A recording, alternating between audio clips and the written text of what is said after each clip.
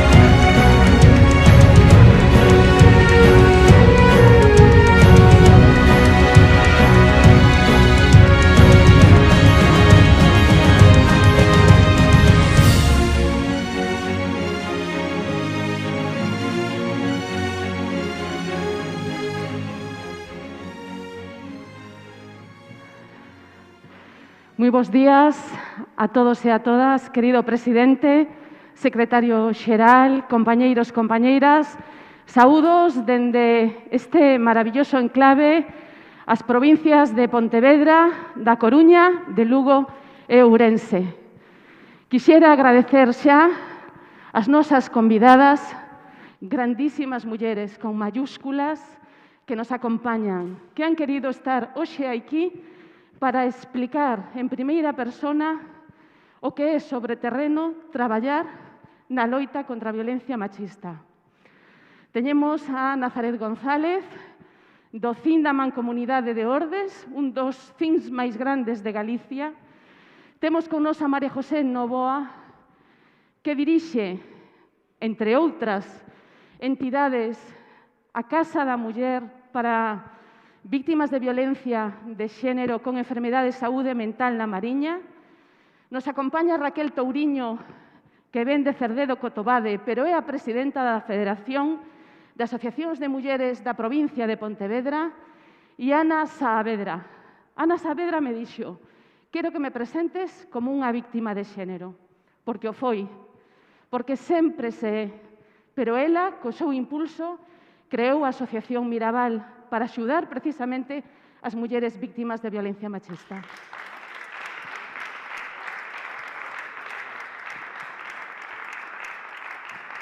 Se me olvidaba decir que, aínda que ven de Betanzos, da comarca de Betanzos, dice, di que soy del Ferrol.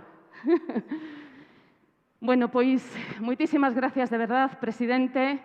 Se me permites, un instante, falar no nome do Partido Popular de Galicia, como coordinadora de Igualdade, xunto ca secretaria da Comisión de Igualdade de Graciela Fernández Carricova e de todos e todas as que estamos ahora mismo conectados aquí. O Partido Popular de Galicia, con motivo do Día Internacional para a Eliminación da Violencia de Xénero, reitera a súa firme condena ante calquer forma de violencia contra as mulleres, transmitido todo o noso apoio ás mulleres, os seus fillos e as súas familias. Imos seguir traballando para a súa erradicación dende as administracións nas que estamos, gobernando ou na oposición, porque esta pandemia a temos que combatir, como vamos a combatir a COVID-19. Vos quero presentar a estas 4 mulleres e xa darlle paso a primeira intervinte, María José Novoa, que ven da Mariña, de Cervo. A pesar da súa xuventud, ten un extenso currículum, e decía que me era imposible condensalo, non? É traballadora social, directora da Asociación de Axuda ao Enfermo Mental da Mariña, dentro de FEAFES. Por certo, saúdo, ademais, a un dos responsables de FEAFES Galicia, que tamén nos quiso acompañar hoxe aquí. Ademais da súa faceta de docente, pasou como traballadora social por todos os dispositivos da Asociación de Axuda ao Enfermo Mental da Mariña. Foi responsable de calidade e directora técnica tamén de todos os dispositivos. Empezou desde abaixo e hoxe é a directora desta importante entidade da Mariña, lucense, pero tamén, ademais, é directora da Casa de acollida para mulleres con enfermidade mental, a única de España. Por esa razón, moitas comunidades teñeslles pedido a María José dar ponencias en outras localidades a nivel estatal para que explicara este recurso que temos en Galicia. Así, sin máis, María José, tes a palabra. Moitas gracias.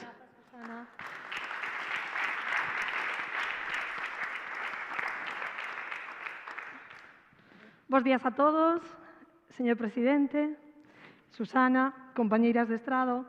Para min é un placer estar hoxe aquí dando voz a un colectivo doblemente golpeado. O colectivo das mulleres con enfermidade mental que, ademais, son vítimas de violencia de xénero. Un colectivo doblemente golpeado no que non tiñan acceso a ningún recurso ata que un día, vendo a necesidade, presentei este proxecto. Creei con moita ilusión e presentei este proxecto ante Susana López Abella, secretaria xeral de Igualdade. Desde o minuto 1 creeu na necesidade, creeu na ilusión e dende entón é o noso apoio. Así que teño que empezar por aí dando grazas á Consellería dando grazas á Secretaría Xeral de Igualdade. Dicirvos que a Asociación de Axuda Enfermo Mental A Mariña naceu no ano 1999 e dende entón aglutina un montón de centros moi necesarios para a rehabilitación psicosocial e laboral das persoas con enfermidade mental. Temos unha residencia que está cita en Cervo, a única da provincia. Temos 2 centros de rehabilitación psicosocial e laboral, un en Burela e outro en Ribadeo. Un piso protegido mixto para persoas con enfermidade mental. E logo, o que hoxe me trae aquí, a única vivenda tutelada para mulleres vítimas de violencia de xénero con enfermidade mental. Foi inaugurada o 14 de xaneiro do 2019, levamos moi pouquiño tempo, pero neste tempo vos daremos os resultados. Como decía Susana, estamos federados na Federación de Saúde Mental FEAFES Galicia, que aglutina varias entidades como a nosa. E por que naceu este proxecto? Porque unha de cada 4 mulleres pode ter risco de padecer unha enfermidade mental ao longo da súa vida. E iso é moi serio. Fixadevos, unha de cada 4. Son máis vulnerables, pois, entón duplícase e ata cuatriplícase poder adquirir pois ese maltrato, esas persoas que poidan abusar de elas, e así sucede. Xa a Organización Mundial da Saúde contemplaba entre o futuro das mulleres que as mulleres poderán acceder a unha vida socioeconómica, sociocultural, igual, e incluso o acceso a centros de rehabilitación psicosocial como os nosos. E a realidade é moi distinta. A realidade é que a maior parte dos nosos usuarios son homes. A realidade é que moitas veces as mulleres quedan no fogar cuidando de persoas maiores ou ben de menores. E iso non podemos deixalo así. Non podemos mirar cara a outro lado. Elas necesítannos. Elas necesítannos e os datos realmente que vos vou a dar son espeluznantes. O risco que ten unha muller con trastorno mental grave de sufrir violencia por parte da parella, da exparella e moitas veces do núcleo familiar multiplícase ata 4 veces. Ao redor do 80% das mulleres con trastorno mental grave que tiveron parella en algún momento da súa vida foron vítimas de violencia de xénero. E 3 de cada 4 mulleres con enfermidade mental grave sufriron violencia no ámbito familiar ou parella nalgúna vez na súa vida. E fixádevos, o 52% das mulleres con trastorno mental grave que conviven con familiares foron victimizadas no último ano. Que dicir da nosa casa de acollida? A nosa casa de acollida ten 4 prazas para persoas para mulleres vítimas de violencia de xénero con enfermedade mental e tamén para os seus menores. Nestes case 2 anos de traballo tivemos un menor solamente que viñese coa usuaria. Pero sí que é verdade que en moitas ocasións os menores están en centros de acollida, en centros de menores, e nós acompañamos esas mulleres a que os vayan a visitar e estamos en contacto todo o tempo con eses recursos de apoio. O tempo de permanencia na vivenda é de 1 ano, pero prorrogable segundo o caso. De feito, este ano conseguimos que 2 mulleres que fixeron o seu proxecto de vital moi ben, que estamos moi orgullosas deses resultados, conseguimos que estiveran un poquinho máis na vivenda por o tema COVID, hasta poder ir a outra cidade onde foron acollidas estupendamente e poden continuar ali. Temos un equipo multiprofesional, pero que traballamos interdisciplinarmente, donde damos atención ás 24 horas do día, dos 365 días do ano. A casa de acollida, como se titulaba a ponencia de hoxe, non é un recurso habitacional calquera, non é unha casa calquera. É un fogar con apoios, con muletas que lles axudan a empoderarse para, no futuro, facer o seu proxecto vital. Así é como queremos que salgan elas da vivenda. O protocolo de actuación, temos un acexo, formamos parte, lóxicamente, da Rede Galega de Acollemento e veñen derivadas dende o CRI, dende o Centro de Recuperación Integral. A derivación pode ser xeral ou a veces tamén é de emerxencia e tense que facer case no acto. O acollemento, esa parte na que chega a muller, é moi importante porque veñen de sufrir moitísimo, é aspecto clave para nós esa relación terapéutica, ese vínculo que xa sexa desde o primeiro momento un acexo no que vexan unhas expectativas reales, pero tamén de axuda.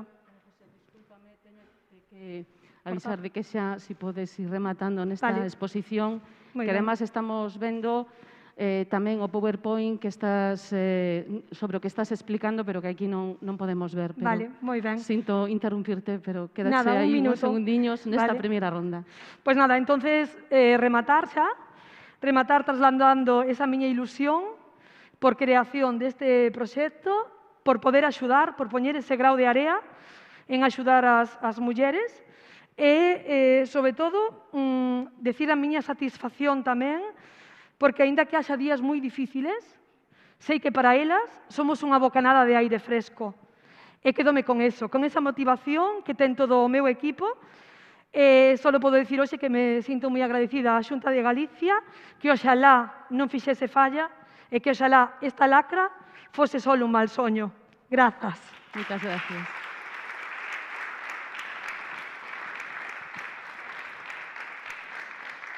Eu solo vou a contar unha anécdota que fai 1 ano aproximadamente nunha cea en Cervo, con motivo precisamente dun aniversario do enfermo de saúde mental da Mariña. María Xosé me presentou a 2 usuarias, xa ex-usuarias da Casa de Acollida. Dixeron, nos cambiaste desa vida, temos vida a partir de agora, para que vexades o importantísimo que son este tipo de recursos para as persoas, fundamentalmente para as persoas. Solo un dato. No primeiro semestre deste ano, na Rede de Acollida de Galicia, na Rede Galega de Acollemento e no Centro de Emerxencias de Vigo, estuveron, no primeiro semestre deste ano 2020, no peor momento do ano, si cabe, un total de 142 persoas, 78 mulleres e 64 menores, para que teñamos ese dato das persoas que necesitan en moitas ocasións as casas de acollida. E se falemos das casas de acollida, non é de menor importancia os centros de información ás mulleres. Neste momento hai 82 centros de información ás mulleres en distintos concellos das 4 provincias. Pronto habrá 83. E quería presentar a Nazaret González, que é directora do Centro de Información á Muller do Concello de Ordes dende o ano 2001 ao ano 2011. E dende ese ano ata hoxe é o Centro de Información da comarca de Ordes, que aglutina, ademais, a un número importantísimo de concellos. Nazaret ten deseñado, non só é unha directora dun centro de información, sino que deseña ferramentas para ser máis accesible o servicio ás mulleres do medio rural, moitas veces invisibilizadas. Se fala desto en moitas ocasións por parte de algúns partidos con certa demagoxia, e eu sempre quero invitar aos partidos, a outros partidos, a que coñezan os servicios a pé de obra para que se den conta a gran labor que fan estas profesionales, e nomeadamente Nazaret. Ten un extensísimo currículum a respecto, precisamente, da loita contra a violencia machista. Teño que decir que Nazaret se ten formado dende fai moitísimos anos, a pesar de que a súa profesión, ou digamos, a súa formación inicial é precisamente licenciada en Administración e Dirección de Empresas. Nazaret, fálanos dos centros de información á muller, do Centro de Información á Muller da Mancomunidade de Ordes, por favor. Moitas gracias pola presentación e gracias tamén por darnos a oportunidade, tanto ás persoas que están aquí presentes como a que nos siguen a través das redes, pois darlle voz ao Centro de Información á Muller da Mancomunidade de Ordes. Os centros de información son uns servicios de carácter permanente, públicos, que, digamos, da maneira máis sinxela, facilitan información e asesoramento ás mulleres de Galicia. O obxectivo principal do noso traballo non é pequeno, porque é, digamos, contribuir a conseguir a igualdade real entre homens e mulleres. Decir isto é decir un traballo extensísimo e aínda lonxe de conseguir. O CIN da Mancomunidade de Ordes atende a comarca de Ordes, que é unha comarca limítrofe con Santiago de Compostela, está moi preto tamén da cidade da Coruña, pero é unha mancomunidade eminentemente rural e a súa ruralidade condiciona moitísimo a maneira que podemos atender as mulleres e tamén os recursos cos que contamos. Moitas veces, cando vemos sobre papel recursos, nos parece que están accesibles, pero non o son para mulleres que viven nos ámbitos máis afastados e máis despoboados. O noso CIN comparte características esenciais cos CINs que hai en toda Galicia e o que facemos basicamente é dividir o noso ámbito de traballo en dous. Por un lado está o traballo que diriximos á sociedade, digamos o traballo comunitario, pois que poden ser a organización de campañas de prevención, de sensibilización. Son traballos que organizamos ca comunidade, cos centros educativos, cas asociación, cas fundacións, cos centros de saúde, e aí facemos o traballo dirixido á promoción da igualdade e á prevención de violencia. Últimamente, a nosa labor está, digamos que todos os esforzos están encamiñados máis á atención individual, que é a outra banda do noso traballo, e aí prestamos atención individual ás mulleres e ás familias que nos lo demandan. É aí onde participan todas as compañeiras do CIN, prestando información xurídica, asesoramento psicolóxico e a información e tramitación de recursos. As consultas que nos poden realizar son moi variadas, de aí a complexidade do traballo na información e no asesoramento. Pódennos facer consultas desde cuestións relacionadas con separacións, con divorcios, ca súa situación de precariedade económica, con desafiuzamentos, con non acceso a recursos, con reclamacións de dereitos laborais, e entonces é un campo que require unha especialización bastante alta, porque somos un recurso especializado, e iso a veces pois implica ter un abanico grande en diferentes áreas. Ahora mismo, o noso esforzo está centrado na loita contra a violencia de xénero e na atención ás mulleres vítimas de violencia, pero hai outras problemáticas que non podemos deixar de atender, como son outro tipo de violencias contra as mulleres, as agresións sexuais, e iso implica a veces crear programas específicos, pois, por exemplo, para a prevención dos abusos sexuais, para a prevención do suicidio, que, como decía a compañeira, hai un problema de saúde mental importante entre os colectivos máis vulnerables. Atendemos tamén problemáticas relacionadas ca prostitución, ca migración, e dentro do que son o colectivo de mulleres vulnerables tamén prestamos unha atención especial pola súa vulnerabilidade ás mulleres da terceira idade, ás mulleres maiores e ás mulleres con discapacidade. Non existe un perfil de muller.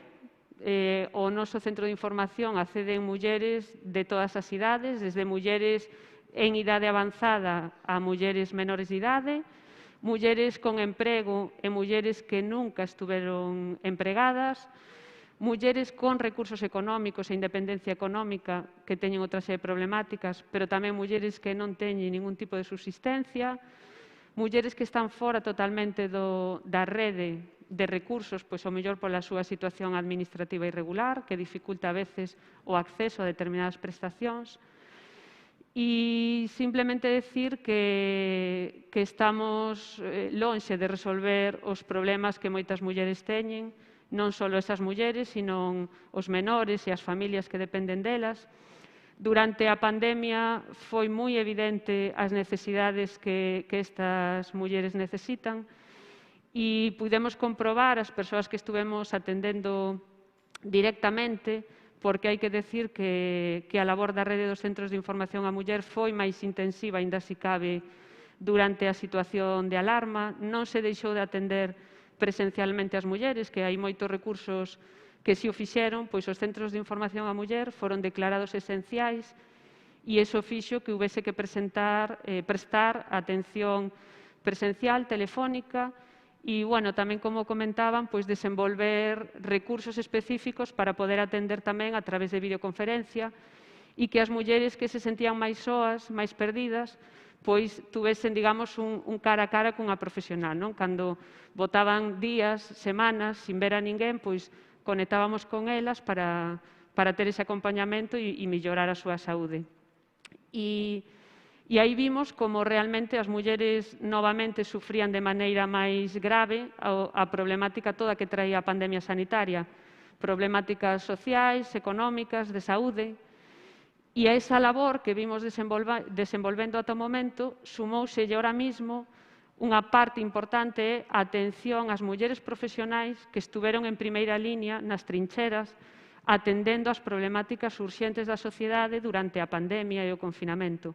Estamos atendendo a mulleres profesionais do ámbito sanitario, do ámbito dos cuidados, do ámbito, pois, por exemplo, caixeiras, dependentas, cuidadoras, que teñen un nivel de estrés e de tensión acumulado pois que está facendo mella na súa saúde mental, non? E nas súas oportunidades.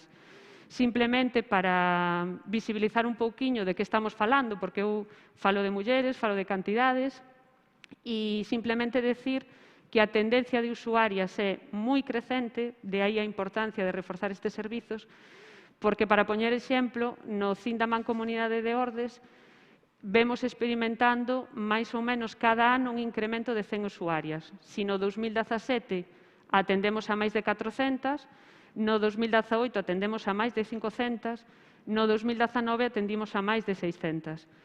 Esta tendencia vemos que sigue crecendo incluso nunha situación de pandemia, de confinamento. Estas cifras de máis de 600 fan referencia só ás mulleres en situación de vulnerabilidade. Ademais, atendemos a mulleres que non están en situación de vulnerabilidade e os menores.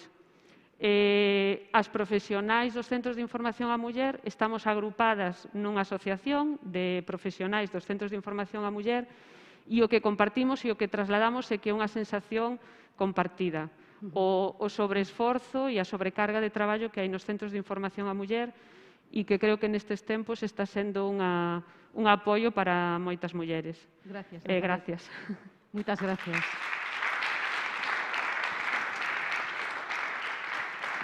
Nazaret falaba de un tema moi importante que durante o momento de pandemia e de confinamento estuvemos a través de videoconferencias con a SOCIN e con todas as profesionales dos 82 centros e nos explicaban que elas mismas tamén estaban sufrindo o denominado síndrome da profesional queimada. Nestes momentos está habendo un plan de formación e atención precisamente ás profesionales dos centros de información en varios ámbitos, e un deles é precisamente traballando con vos. Espero que nos digades si está resultando efectivo ese plan de formación e de apoio. Si é certo que os centros de información á muller durante, e o decretou tamén o Consello da Xunta de Galicia que preside Alberto Núñez Feijóo, como un servicio esencial tanto ás casas de acollida como os centros de información á muller. É dicir, en ningún momento estuveron desatendidas. Se pode mellorar, por suposto, sempre hai marxen de mellora, como solemos decir, no ámbito da loita contra a violencia machista. Eu solamente os datos que se refería a Nazaret solo na Mancomunidade de Ordes, eu quería engadir as consultas específicas de violencia de xénero nos 82 centros de información ás mulleres no primeiro semestre de 2020, que foron de 5.465 consultas, máis que no 779 máis que no mesmo período do ano pasado. Isto nos dá unha visión clara da importancia dos CINS e de como traballan nas peores das circunstancias, nos momentos da pandemia e do confinamento, e que, ademais, utilizabades todos os medios, e da importancia que teñen os CINS. Se incrementan o número de usuarias, eu teño a miña propia opinión, é que cada día tedes máis prestixio, que se vos coñece, que traballades en rede, porque non só traballan encerradas no propio Centro de Información á Muller, senón que traballan en colaboración con Xustiza, co ámbito sanitario, co ámbito moi importante das forzas e corpos de seguridade. Hai mesas de coordinación interinstitucional que sempre se estuveron fomentando para que non vayamos cada un por libre, senón que todas as administracións, todas as institucións que teñen que ver na abordaxe da violencia de xénero precisamente estén coordinadas. Soemos decir moitas veces, a coordinación non costa cartos, a non coordinación costa vidas, o decimos en moitas ocasións. Costa moito esforzo, eso sí, por parte das profesionales. Ben, se falábamos das casas de acollida e concretamente de unha de especial consideración, falábamos dos centros de información á muller, é importantísimo falar das asociacións das víctimas de violencia de xénero. Ana Saavedra é de Betanzos, como vos decía antes, nacida en Ferrol. Ana, hace 20 años, sufrió violencia de género, fue durísimo, estaba preparando unas oposiciones en el ámbito de la justicia, tuvo que interrumpir toda su vida, porque la violencia es lo que hace, machaca a las mujeres, machaca a las familias, machaca a los hijos si los hay, y además después te tienes que recomponer con suerte. Ella sí lo hizo, es una mujer fuerte, dura, y tenía muy claro que tenía que ayudar a otras mujeres que estuviesen en su misma situación. Así que hace 10 años, primero lo hizo sola y dijo, sola no puedo más, estoy agotada, y creó la asociación Mirabal, que tiene su área de acción en la comarca de Betanzos. Y tiene muchísima vinculación con los centros de información, con el ámbito judicial, con el ámbito policial. Pues yo creo que en esa comarca y prácticamente en Coruña no hay quien no conozca a Mirabal. Pero no soy yo la que tengo que hablar de Mirabal, sino Ana Saavedra.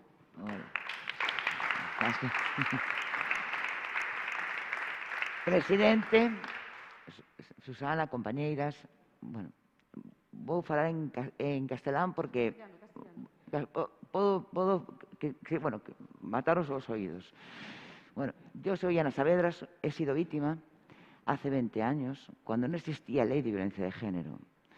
A mí me acuchilló, me machacó un ojo, por eso tengo el pelo un poco así, para que no tengo un día malo. Estás golpeado, tienes una marca, te va todo a lo malo. Me cortó la tiroides, tengo esta voz así de camionero por esas secuelas. Como no había ley de violencia de género y la jueza no podía hacer otra cosa, me pusieron una orden de alejamiento, que fue lo más novedoso. Ahí le cayeron 6 fines de semana de arresto domiciliario. Yo me quedé enferma para toda la vida. Me quedé con una niña pequeñita de 2 años y medio. Las pautas que me dieron en ese momento es que tuviera cuidado. Mi niña pequeña me preguntaba, Sara, la quiero nombrar además, se merece. Sara me preguntaba por qué íbamos a deshoras al colegio. Porque me daban las pautas de que no lleváramos a la niña por si acaso el maltratador venía. Te quedan tips, yo lo digo siempre, yo soy superviviente. El día 25 de noviembre se conmemora el Día de las Víctimas, pero yo también te digo, y el Día de las Supervivientes, esas mujeres que están luchando día a día contra el maltratador, contra todo tipo de maltratos que existen. Bueno, entonces, yo soy superviviente, yo levanto la mano y digo, he sido víctima, ya no lo soy, pero he sido víctima. Porque tenemos esa manía o esa mala costumbre de estigmatizar a la víctima. y engrandecer al maltratador, y sobre todo en las zonas rurales. Bueno, pues desde mi experiencia, la gente me paraba en la calle y me decían, ¿cómo has salido tú? Hace 20 años no había ley. Esto fue en el 2001, la ley nació en el 2005, Ley Integral de Violencia de Género. Entonces me paraban en la calle, a escondidas, y me decían, ¿cómo lo hiciste tú? ¿Cómo has salido tú? ¿Qué pasos has dado? A escondidas, porque a lo mejor no tenía ni apoyo familiar, que es un tipo de maltrato, ni apoyo social, que es otro tipo de maltrato, que no lo vemos, pero algo farías, siempre. Esa frase lo oigo a día de hoy. Bueno, pues sabiendo todo los recursos que faltaban, me constituí, empecé a ayudarlas poco a poco, pues sigue aquí, haz esta denuncia. Al principio empecé así. Me constituí como Asociación Mirabal, porque persona física no vas a ningún lado y todos lo entendemos. Entonces, constituyo la asociación, llevo más de 10 años trabajando a diario. Yo desde el momento, la entidad está, y yo sobre todo mi persona, está desde el momento que una víctima denuncia. Desde el momento que el cuerpo o los cuerpos de seguridad del Estado nos avisan, hay una víctima que quiere denunciar. Las denuncias son largas, son 8 horas para mirar el nivel de riesgo de una víctima. Al día siguiente, en juicio rápido. Entonces, bueno, la entidad, y sobre todo Ana Saavedra, ¿no?, que soy yo, acompañamos a la víctima en todo desde el proceso, desde el primer momento que la víctima da el paso. O ya antes acuden a nosotros para preguntarnos si son víctimas, cuando nos cuentan cosas horribles como abusos sexuales, que las fuerzan, las menoscaban, el psicológico, que es el peor. Yo digo siempre, de un golpe se cura, pero el psicológico te merma, te machaca, te anula como persona.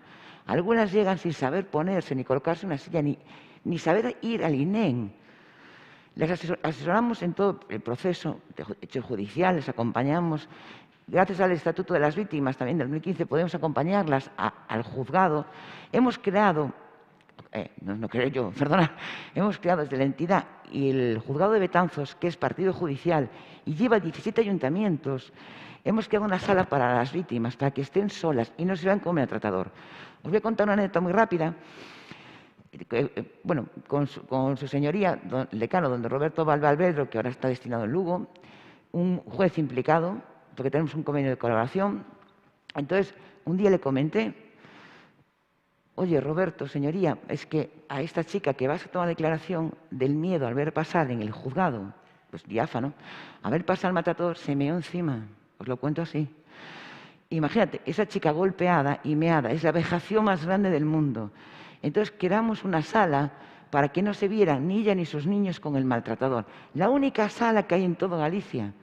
Porque tú vienes al juzgado de Coruña y te meten en el archivo. Es que es indignante que te metan con el archivo de expedientes de no sé qué. Y qué bonito es que la víctima esté tranquila en esa sala, que no vea al maltratador. Está con su abogada, está con su familia, está con la entidad si quiere estar. Entramos en los juicios con ellas.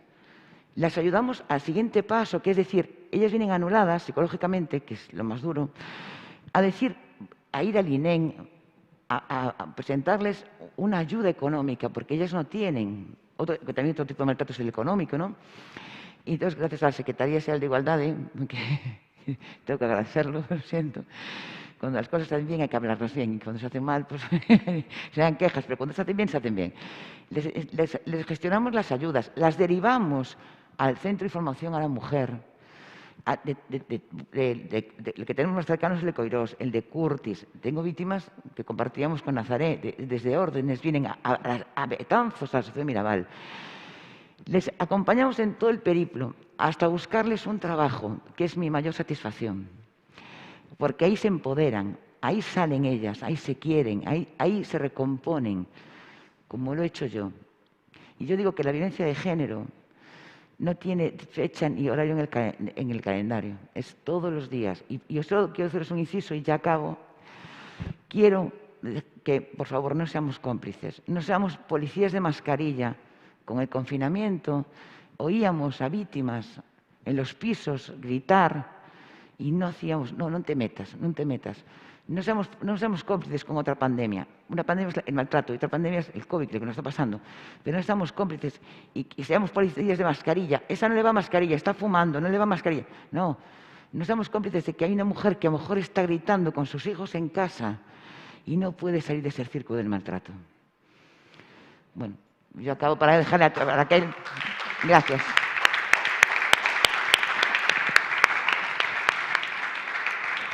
Muchas gracias, Ana. Me quedo Muchas cortito. gracias. Tenía que decir ¿Tú qué muchas más opinas? cosas. Sí. Te veo muy comedida, ¿eh? Por lo que tú hablas normalmente, Sí, te veo muy pero comedida. quiero dejar a Raquel también, pobre. No sé si te impone el presidente, o no creo, ¿no?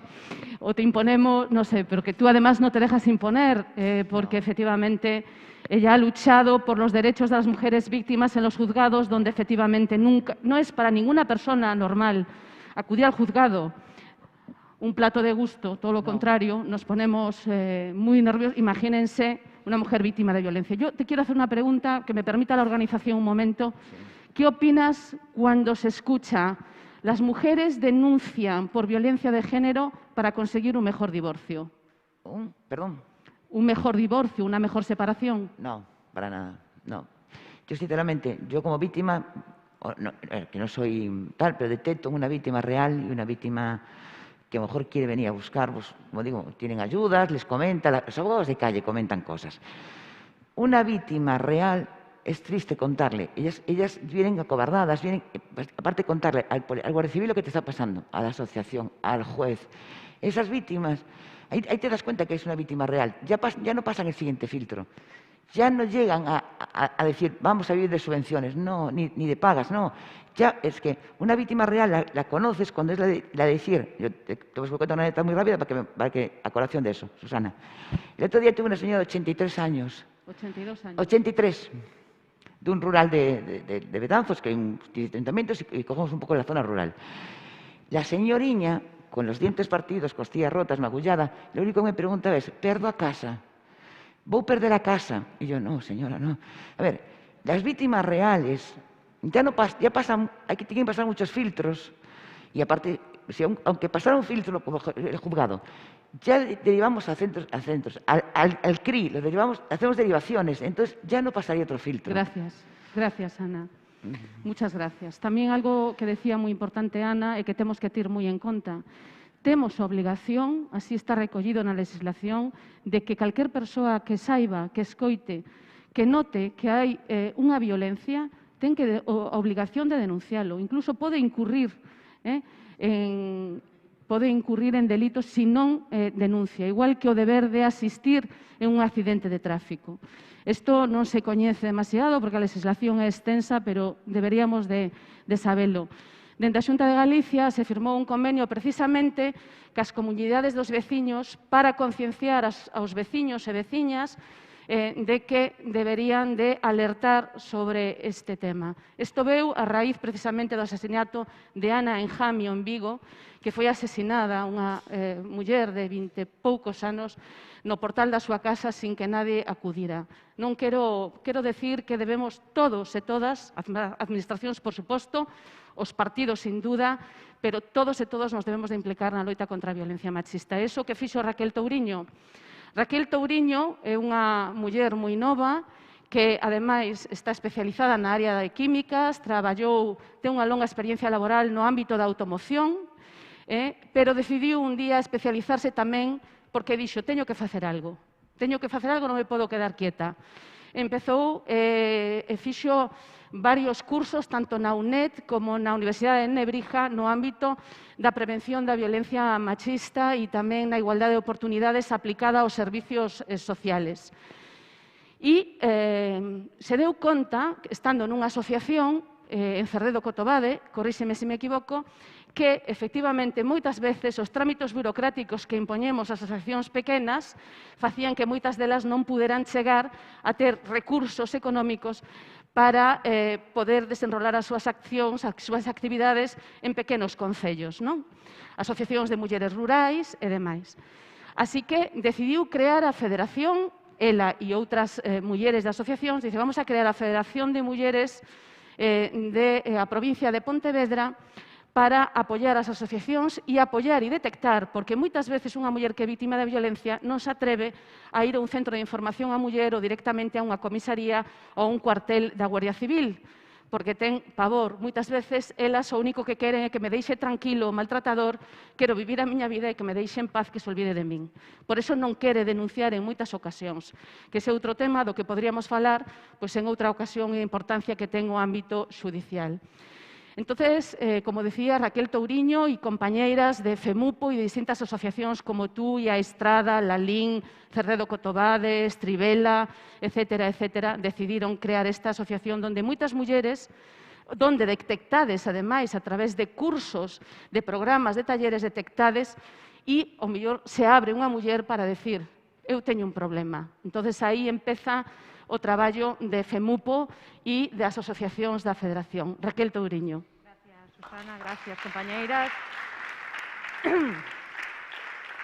Bueno, a verdade é que despois de falar despois de ela é complicado ter un relato de violencia ao lado preto e que, ademais, bueno, pois, podela ver viva e activa é unha satisfacción para as persoas que estamos neste eido impresionante. Pois sí, o meu titular na conversa de hoxe era a importancia das asociacións na prevención contra a violencia machista. É fundamental, fundamental. Somos o pulso da rúa, somos as persoas que probablemente teñamos máis visibilidade hacia as mulleres que do noso entorno.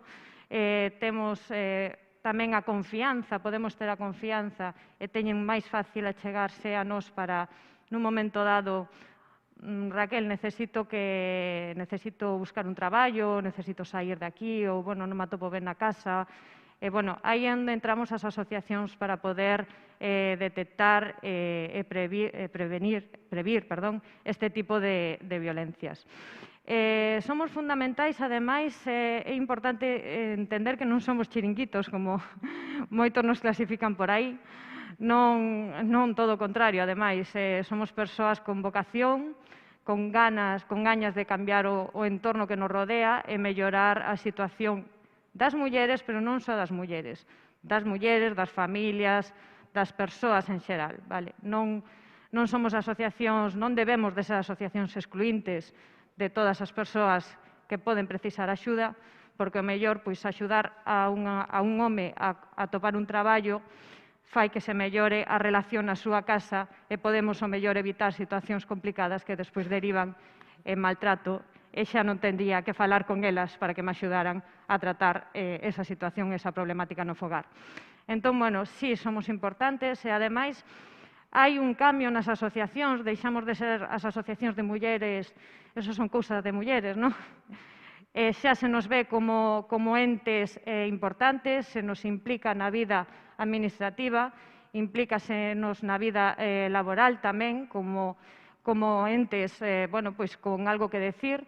Tamén na política formamos un papel fundamental, gracias tamén a partidos e actos como de hoxe do Partido Popular. Antes decía que oxalá moitos partidos políticos tiveran a ben de levarnos e escoitarnos, porque ao final son estas persoas, xa non me incluo eu, son estas persoas as que están en contacto directo co problema real. Non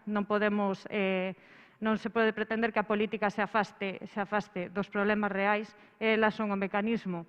E, ademais, temos agora mesmo a capacidade de formarnos, gracias á Administración como a Secretaría Xeral de Igualdade, as Administracións, a Xunta de Galicia, temos a capacidade de formarnos para cando teñamos a unha vítima poder saber a onde temos que dirixila, a escoitala e a guiala nese proceso, non? E incluso despois facerlle un seguimento para ver se os seguintes pasos que teñen que dar foron os adecuados e se lles tratou como realmente precisaban nese momento. Entón, sí, somos unha parte fundamental. Nos temos a información, o contacto coa xente e os partidos políticos tedes as ferramentas para poder, entre todos, acabar con esta lacra. Teño que decir que FEMUPO está moi centrada na formación e na información. Non valdría de nada unha asociación destinada a estes servicios, a esta problemática social, sen ter a capacidade de saber expresar os recursos que temos. Moita xente na miña comarca non coñecía a función do CIM, non sabía que o CIM de Cerdedo Cotobá, a Lama, Fornelos de Montes, había un en Ponte Caldelas, pero unha decisión política pechouno, eso tamén hai que sabelo, que moitas mulleres de Ponte Caldelas neste confinamento quedaron sen axuda dun centro de información á muller e tivo que ser unha asociación a que tuvo que darlle apoios e guialas a outros centros para que poideran sair das situacións e dos problemas que tiñan nese momento. Entón, dicindo isto, temos un centro de información á muller. É certo que lles costa as mulleres ir, non? Pero estamos nós para explicarlles o que lles poden axudar elas ali.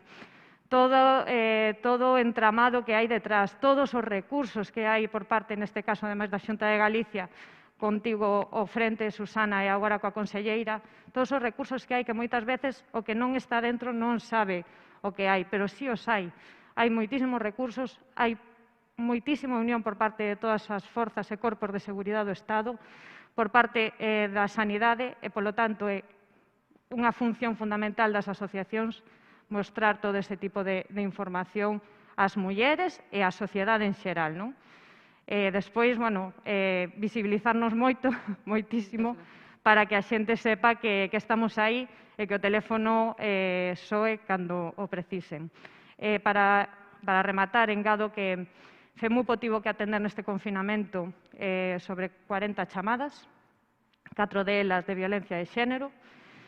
Nós non damos asistencia, como pode facer a asociación da miña compañeira, pero sí, gracias á nosa formación, á nosa inquedanza e á nosa voluntad, a voluntad de todas as asociaciones que conforman, neste caso, a miña federación FEMUPO, soubemos ensiñarlles o camiño para poder chegar aos centros e para poder chegar aos CINs e para poder facer a denuncia.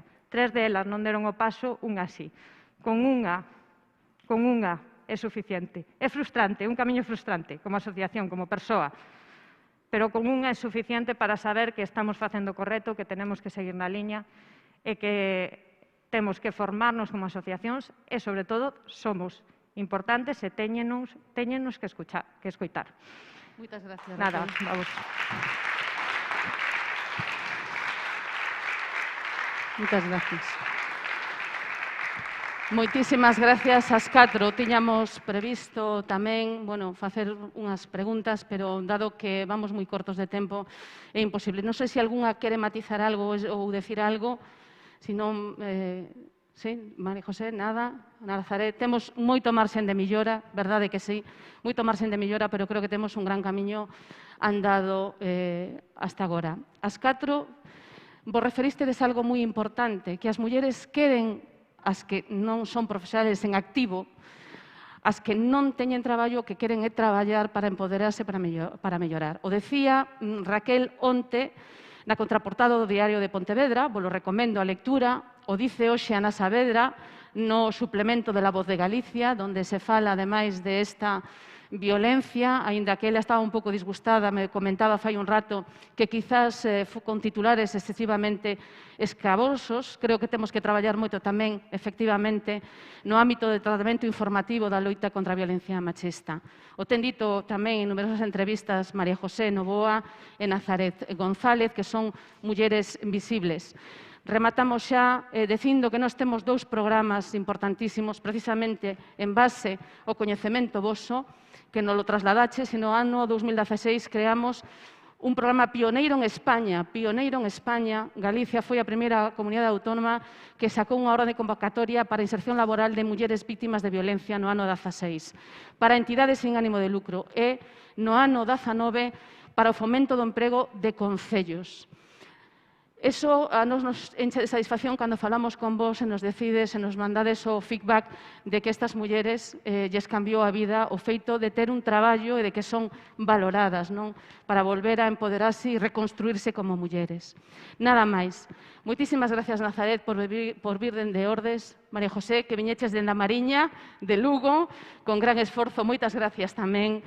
Gracias, Ana, por estar aí sempre tamén como Nazaret, María José. Gracias, Raquel, tamén por estar hoxe aquí, que representa ademais unha nova xeración de mulleres de asociacións. Moitas veces tamén están estereotipadas asociacións como ela ben decía, chiringuitos e mulleres maiores que fan manualidades. Todo importante, todo é moi importante, pero esta é unha imaxe de 4 mulleres que traballan no territorio en Galicia da que nos temos que sentir moi orgulloso. E eu, como membro do Partido Popular, me sento moi orgullosa do meu presidente porque sempre tirou para adiante na loita contra a violencia machista, non só dende o ano 2009, sino xa cando estábamos na oposición no 2005. Fomos un partido de goberno en aquel momento que estábamos na oposición e decidimos aprobar por unanimidade a Lei contra a Violencia de Xénero de Galicia no ano 2007. Moitísimas gracias a todas. Gracias a todos.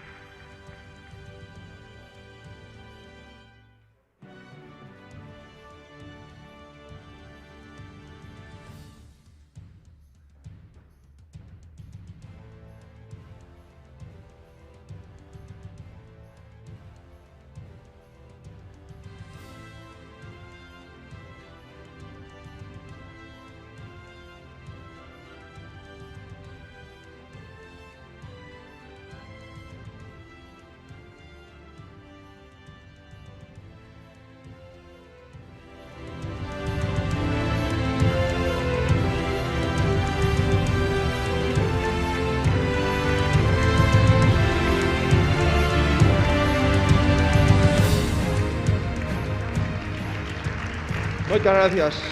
Moitísimas gracias a todos. En primer lugar, quixera agradecer as testemunhas das profesionais e, lamentablemente, tamén dunha das víctimas da violencia irracional, da violencia machista. Quero agradecer de unha forma moi especial a Susana López Abella que nos fixera este acto que está seguindo, aínda que elas que estaban aquí non o veían, nos veíamos, a decenas de alcaldes e a decenas de persoas do Partido Popular con distintos cargos, dende o presidente do Parlamento, o presidente de Deputación, deputados, delegados territoriais, de distintos cargos do Partido Popular que, por suposto, están hoxe aquí para testemunhar non o compromiso dun día, senón o compromiso de todos os días. Grazas ás exconselleira, ao secretario xeral do partido, os responsables do Partido Popular en Santiago e a todos os que hoxe nos damos cita aquí. Eu me vou a sacar isto, se me permitides, porque cumplo a norma de distancia social e decirvos a primeira reflexión. Vou a facer, se vos parece, 8 ou 9 reflexións. E máis nada, a primeira reflexión é que a loita contra a violencia machista é unha loita que dura 24 horas, 365 días ao ano. Eso, por tanto, é a primer sustento que inspira a nosa política e a nosa actuación dentro do goberno. Isto non é unha cuestión de lazos, nin de lemas, nin de palabras. Isto é traballo e implicación constante, diario, implacable en relación aos maltratadores e de forma continuada, sabendo que non hai un minuto, nin un día, senón que todos os minutos e todos os días é o compromiso permanente contra a irracionalidade, contra o asesinato, contra as lesións, contra as presións psicolóxicas que sufren moitísimas mulleres. Sábeno moi ben as profesionais das casas de acolleida, dos CINS, das asociacións, das federacións, que están aquí perfectamente representados. A segunda cuestión, se vos parece, é facer unha lembranza a todas as mulleres que foron asasinadas durante todos estes anos, vítimas da violencia machista, a todas elas. A todas elas que coñecemos e as que foron asasinadas sin que puideran ser certificadas como tales. A todas as que perderon a vida, pero tamén a todas aquelas que sin perder a vida foron víctimas de violencia. E, por suposto, a todos os nenos e as nenas desas nais que en algúns casos quedaron orfos, en outros casos, pois viron como a nai sufría e como a nai seguía sendo víctima durante un tempo concreto e probablemente víctima a través da presión psicolóxica durante moitos anos, algunhas delas durante casi todos os anos da súa vida. Manuela e Clara son as persoas que foron asasinadas durante este ano. Manuela e Clara son as máis recentes. Nos gustaría que chegar a víctimas de violencia de xénero cero e, por suposto, o que é inconcebible é que siga habendo non víctimas, senón mortas por violencia de xénero. E estas Manuela e Clara foron asasinadas este ano 2020, que aínda non rematou. E por iso vamos a seguir traballando, porque hai absoluta necesidade de traballo, porque hai motivación, porque hai causa, e cando hai causa ten que haber xente que estea moi claro e moi definido para responder ante esas reivindicacións. Mirad, efectivamente, estamos nunha pandemia que leva xa 8 meses en España, máis de un ano longo en outros países de Asia. Pero certo verdade é que esa pandemia, que seguro vamos a derrotar, convive con outra pandemia anclada dende fai moitos anos en moitas vivendas, en moitos lugares, en moitas familias. Esa pandemia do machismo, esa pandemia que realmente é unha enfermedade social coa que temos que acabar. E esa enfermedade social non pode deixar indiferente a aqueles que teñen a sorte de non padecela, ou aqueles que teñen a sorte de non coñecer a ninguén que a sufrira, ou aqueles que coñecen simplemente de paso a algunha xente que a sufriu algunha vez. Non podemos relaxarnos porque esa enfermedade social está en calquer fogar, en calquer vivenda. Ás veces, nas vivendas e nos fogares que pensarías que isto nunca podía producir. Ás veces de homes que poñías a man no fogo de que estos nunca producirían un disparate, como atentar contra a vida ou lesionar a unha parella ou unha muller, simplemente utilizando a súa superioridade de forza e de contundencia.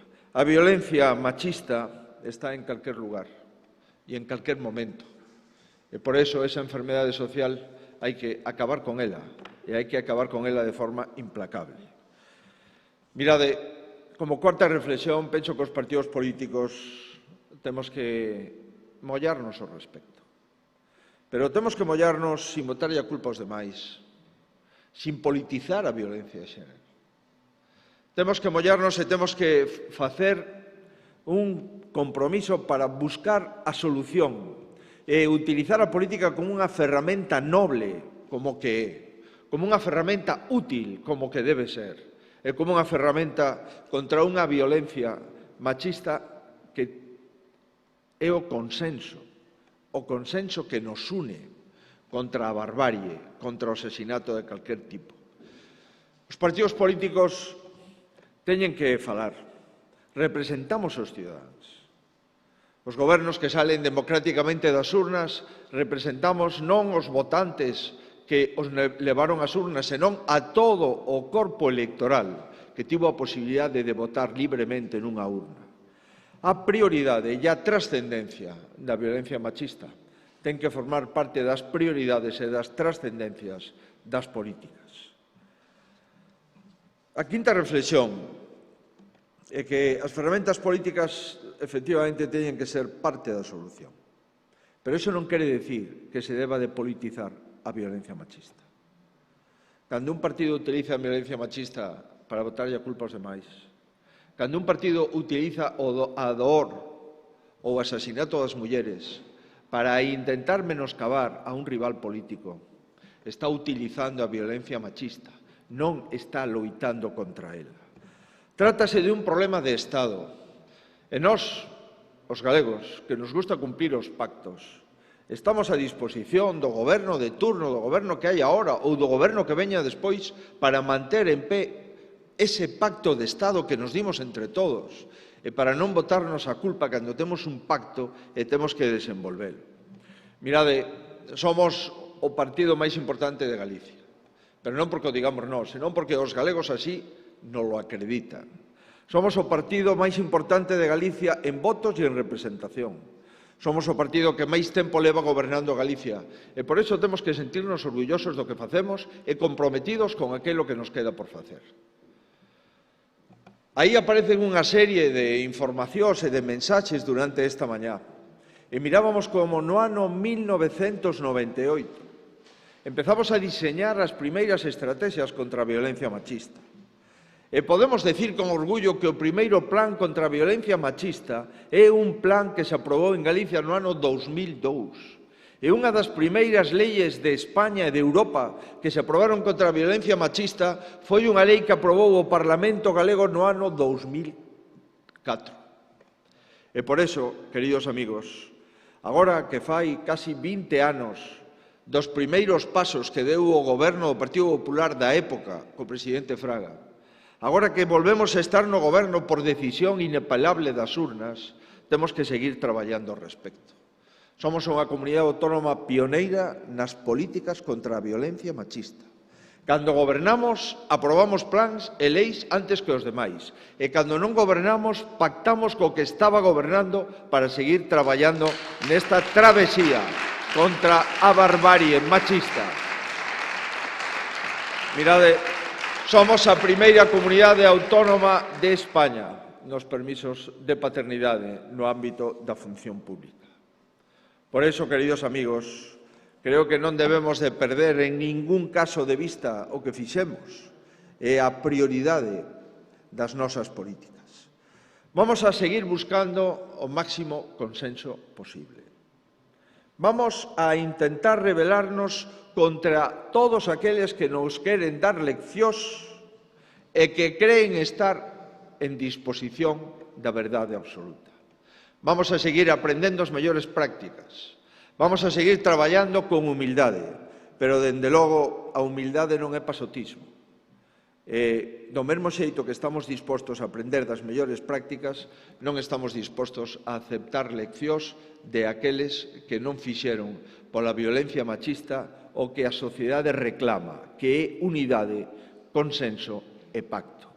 Amigos, decían as compañeiras que efectivamente a violencia machista conleva un impacto psicolóxico das víctimas. Impacto psicolóxico que ás veces a acompañan durante toda a súa vida e que derivan en enfermedades de saúde mental. Fai uns meses aprobábamos o Plan de Saúde Mental para esta legislatura. Un plan de saúde mental que supón a contratación de 241 profesionais e un investimento público de 83 millóns de euros. Non se pode só falar, senón que hai que actuar. Fálase facendo. E os feitos deste plan de saúde mental son así de claros. Psiquiatras, psicólogos, traballadoras sociais nos van a acompañar para dotarnos dos mellores e máis recursos no ámbito da saúde mental que nunca tivo Galicia e probablemente volver outra vez á vanguarda das políticas de saúde pública no conxunto de España. Mirade, non se pode dar leccións de algo que é elemental. As leccións se dan nas escolas, na educación. E aí, cando se sementa a igualdade real e efectiva, dende a escola infantil, a primaria, a secundaria, a formación profesional, o bacharelato e, por suposto, nas universidades, é a vacina máis importante que temos contra a enfermedade social, que é a violencia machista. A vacina da educación é a vacina máis potente. E por iso vamos a seguir centrados en eliminar a lacra, non inventando grandes cousas, senón indo á orixe, que é a educación en igualdade e en responsabilidade. Mirade, non nos gusta moito facer grandes aspavientos con xestos. Nos gusta moito máis tomar decisións concretas. Nos gustan moitos máis os feitos. Queridos amigos, nesta nova legislatura creamos a Consellería da Igualdade unida á Consellería de Emprego. Despois de experiencia durante estes últimos anos, pensamos que, sin ningunha dúbida, xunto coa educación, o emprego son os dous pilares básicos onde se debe de sustentar as políticas de igualdade no século XXI.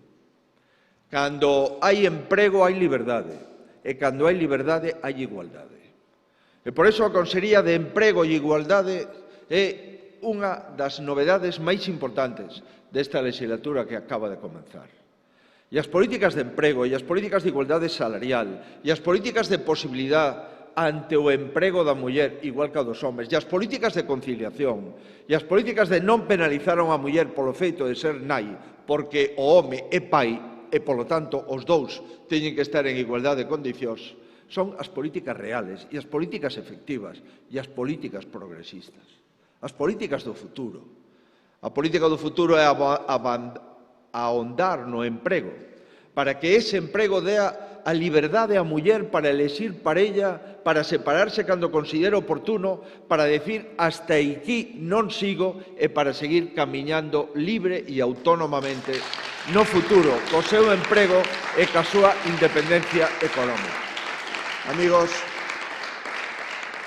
Susana López Abella leva unha década traballando no goberno coas políticas de igualdade. Vamos a seguir traballando co mesmo ahínco porque hai que aprender todos os días. E hai que aprender todos os días porque en todos os días pasan cousas novas que nos levan a novas reflexións, a novas políticas e a novos remedios. Esta é unha loita de todos e todas, e esta vez sí que está bendito. O de todos e todas. Claro, esta é unha loita, queridos amigas, onde un home ten que comprometerse, si cabe, máis que unha muller. Esta é unha loita onde un home ten que recapacitar de como pode haber homes igual que él que non respetan a vida, a integridade, a independencia de unha muller. Esta é unha loita que os homes temos que abanderar pedindo en primeiro lugar disculpas ás mulleres e en segundo lugar poñéndonos a súa disposición para non deixar pasar ningunha actitude violenta de ningún home que nos avergoña a todos os homes. Por eso vamos a seguir traballando xuntos con ese consenso. Mirade, cando empezou a pandemia, ou polo menos cando oficialmente o Goberno de España aceptou que estábamos en pandemia, non miramos para outro lado e cando a xente estaba recluída nas súas casas nos dimos conta perfectamente que podía ser o momento máis crucial e máis crítico para seguir o pé e o lado das mulleres. Amigos, puxemos un plan de reforzo para garantir as políticas de igualdade.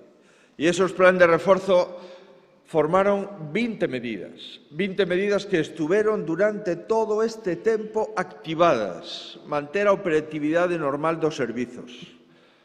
Cando moitísimos servizos estaban pechados, os servizos de igualdade eran servizos esenciais. Atención telefónica as 24 horas, un servicio de asesoramento xurídico online de forma permanente, un servicio de apoio psicolóxico a través do teléfono e do correo electrónico e de Skype a todas as mulleres que o precisaron.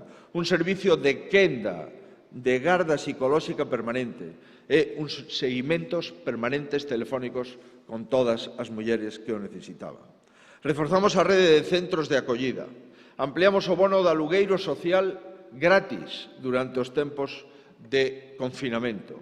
E fixemos unha ampla campaña institucional recordando os teléfonos de información, os teléfonos de axuda e todos os recursos disponibles. Porque sabemos que o confinamento nunha vivenda con alguén que xa tes dificultades para a convivencia iba a producir moitísimos máis riscos de violencia de xénero.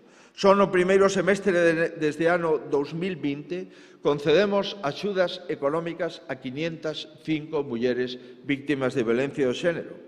Isto supón casi un 28% máis que no exercicio 2019, cando non había esa pandemia e non estábamos confinados. Por eso, amigos, me parecen moi ben os lemas e os días, e me parecen moi ben os lazos e os xestos, pero me interesa moito máis as decisións e os feitos. Finalizo xa. Vamos a seguir pactando e mantendo os pactos. Vamos a seguir traballando sendo pioneiros en políticas de igualdade. Queridos amigos, no ano 2019 fomos pioneiros nas indemnizacións económicas dirixidas aos menores de 30 anos que sexan fillos ou fillas víctimas de violencia machista. Fomos pioneiros igualmente nas indemnizacións dirixidas ás mulleres que resultaban gravemente feridas. Fomos pioneiros personándonos en todos os casos de violencia de xénero con resultado de morte cun letrado da Xunta de Galicia en representación de Galicia e apoiando as familias. Queridos amigos, fomos a primeira comunidade autónoma hai xa 4 anos en regular a formación do persoal de toda a administración pública en violencia de xénero. Contamos cun servicio de quenda de garda psicolóxica ás 24 horas a través dos colexios de psicólogos de Galicia. E contamos dende hai un ano coa primeira vivenda tutelada especializada para mulleres que aquí se recordaba por María Xosé Novoa. Por eso, queridos amigos, tamén convén recordar que somos a única comunidade autónoma que mantén dende hai tempo, dende o ano 2006, unha dotación en torno a 600 euros ao mes de axudas para as mulleres víctimas de violencia machista durante os primeiros meses e durante os primeiros semestres que as necesitan. E por iso, non convén nin dar leccións a ninguén, pero tampouco sentirse que debemos de ser aleccionados por políticas, senón que o que debemos é de aprender das mellores prácticas para implementalas. Ese pacto de Estado para nós está vixente e o seguiremos cumplindo. É curioso, primeiro se pacta en Galicia, despois se pactou en España e os que pactaron con nós en Galicia e os que pactamos en España no seu conxunto se acusan entre sí de incumplimentos de pactos. Primeiro pactamos e despois hai acusacións polo pacto. É como se alguén lle molestara chegar a un acordo con outra persona. Iso é a política. A política consiste en chegar a acordos, despois mantelos e despois cumplilos.